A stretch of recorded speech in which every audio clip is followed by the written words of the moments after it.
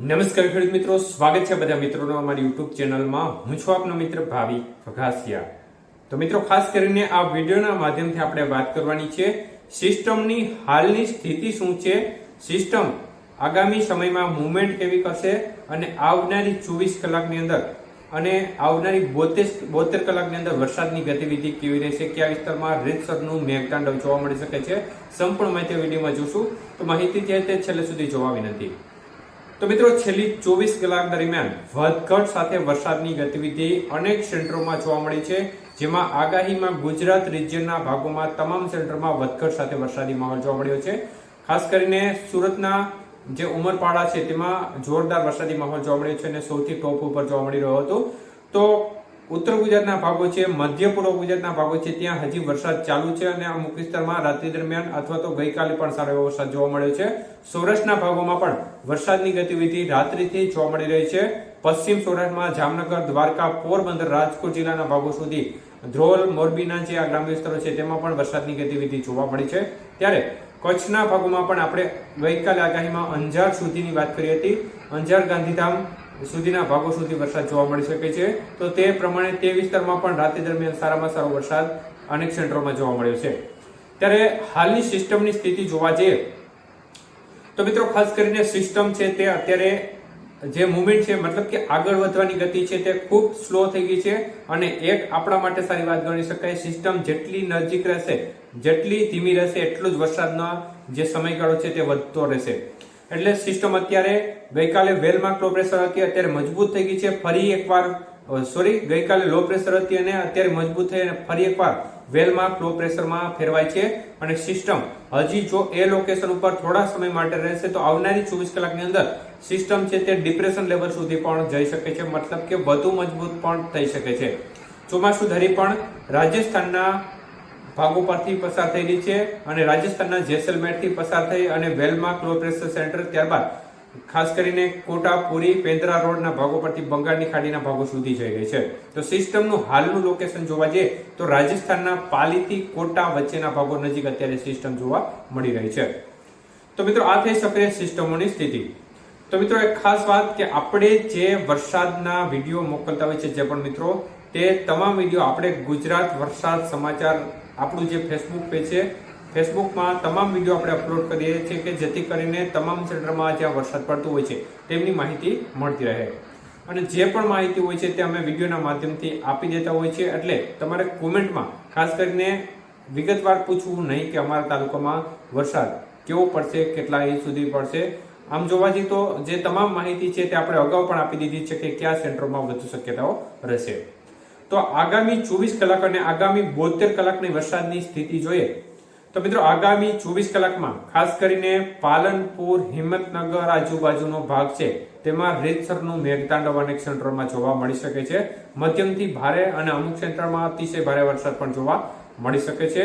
અને ઉત્તર ગુજરાતનો બોર્ડર કાંઠાના વિસ્તારો છે, ખેડબ્રહ્મા, ઈડર તેમજ હિંમતનગર, પાલનપુર સાઈડના વિસ્તારો છે અને તેને આજુબાજુનો વિસ્તાર છે તેમાં પણ આવતી 72 કલાકની અંદર રીતસરનું મેઘતાંડવ જોવા મળી શકે છે. બાકીના ઉત્તર ગુજરાતના ભાગોમાં પણ આવનારી 24 કલાકની અંદર વરસાદની ગતિવિધિ ખૂબ સારી રહેવાની સંભાવનાઓ દેખાય છે. મધ્ય પૂર્વ ગુજરાતના ભાગોમાં પણ આવનારી 24 કલાકમાં સારો વરસાદ અનેક સેન્ટરોમાં જોવા મળશે.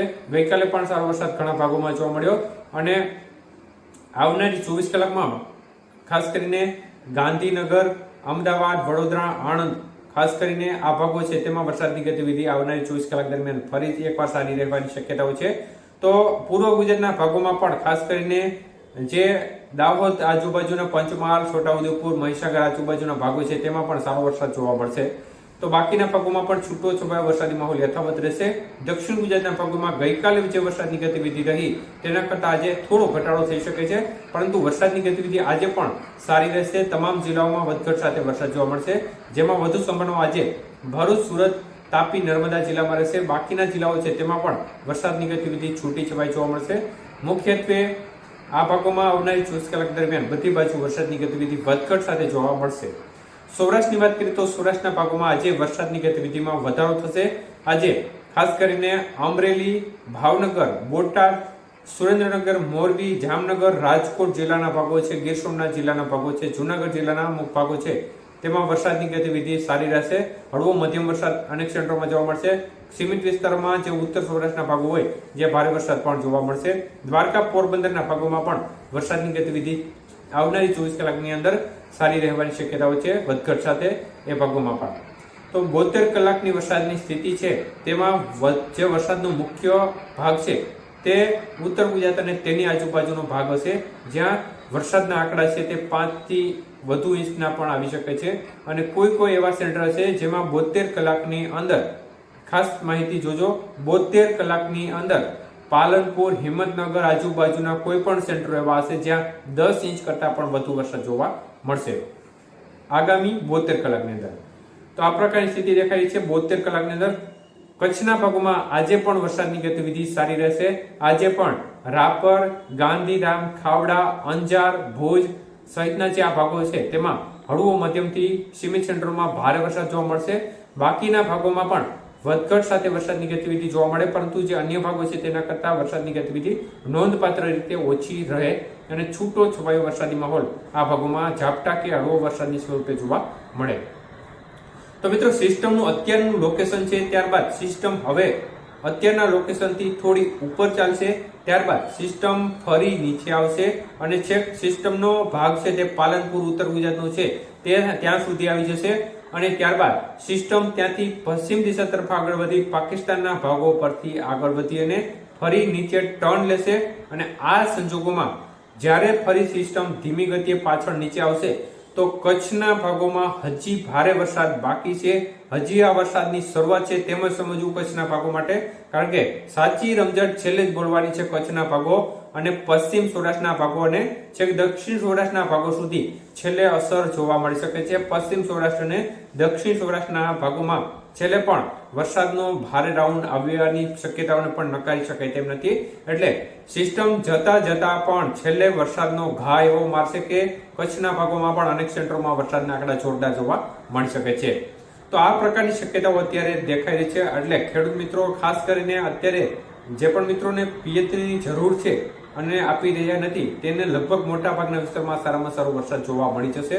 અને આપણે આશા રાખીએ કે જે વિસ્તારમાં વરસાદની વધુ ઘટ ધરાવે છે તે વિસ્તારમાં ખૂબ વધુ વરસાદ પડે તો ચોક્કસપણે તેમની ઘટ છે તે પણ પૂરી થઈ જાય અને તે વિસ્તારમાં ખાસ કરીને મતલબ કે જે વિસ્તારમાં વરસાદની જરૂરિયાત ઓછી છે તે વિસ્તારમાં માપસરનો વરસાદ હોય તો એ ભાગોમાં નુકસાન ઓછું જાય. આમ જોવા જઈએ તો મગફળી પાકવાનો સમય અનેક સેન્ટરોમાં મગફળી પાકી ગઈ છે. ઘણા ખેડૂત મિત્રો મગફળી ઉપાડી રહ્યા છે.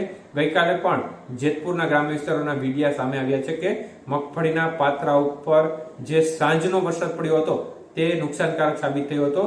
તો આમ જોવા જઈએ તો જે પણ મિત્રોએ આગોતરું વાવેતર કર્યું છે તેમના માટે ચોક્કસપણે નુકસાનકારક સાબિત પણ થવાની છે આ સિસ્ટમ, કારણ કે આગોતરા વાવેતરમાં ખાસ કરીને અત્યારનો સમય હોય છે તે એક પ્રકારે કપરો સમય હોય છે. ચોમાસુનો જે અંતિમ પડાવ છે તે ચાલુ છે અત્યારે અને આ સમયગાળા દરમિયાન વરસાદ ચોક્કસપણે જોવા મળતો હોય છે. હજી પણ હાથીઓ નક્ષત્ર પણ બાકી છે જેમાં મંડાણી વરસાદનું પ્રમાણ વધુ જોવા મળતું હોય છે. એટલે જે પણ મિત્રોએ આગોતરું વાવેતર કર્યું છે તે ચોક્કસપણે તમારે જો યોગ્ય વ્યવસ્થા હોય તો ચોક્કસપણે બંને તેટલી માંડવીને અથવા તો કોઈ પણ ખેત પેદાશ હોય તેને સાચવી લેજો, બાકી નુકસાન જવાની શક્યતાઓ વધુ રહેશે.